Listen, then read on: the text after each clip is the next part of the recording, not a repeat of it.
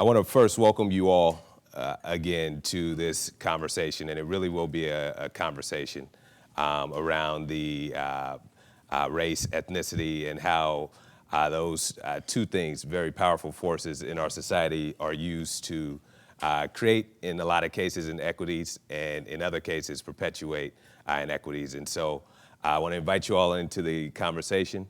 It may feel a little uncomfortable at times. And if you see your neighbor squirming a little too much, just pat him on the knee and say everything's going to be all right. Just by a show of hands real quick, anyone here not prepared to talk about race? All right, the doors are officially locked, so you're going to be involved regardless if you want to or not at this point.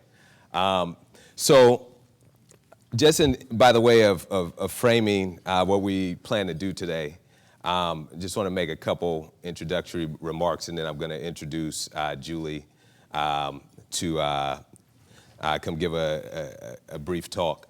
By way of framing, a lot of us, when we think about racism and the impact of racism, we think about it from the individual standpoint. Particularly, we see pretty stark visuals from the past of crosses burning in yards and dogs being sicked on individuals. And you sort of have that context for what racism looks like. But racism has evolved over time. And the impacts of racism can be seen in more structural ways. And that's really what we're going to focus this discussion on today, is the institutions that exist, not just government, not just school districts, but nonprofits and businesses and, through lending practices. Those things have race deeply embedded in the way practices happen because of policies that may have started a long time ago.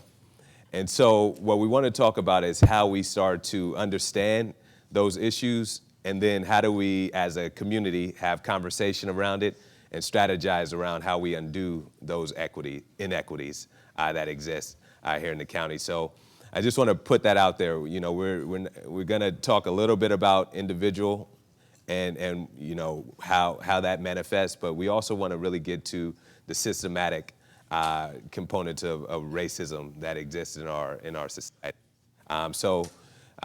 Put your seatbelts on or take them off, however you like to ride, and we're going to have a great discussion.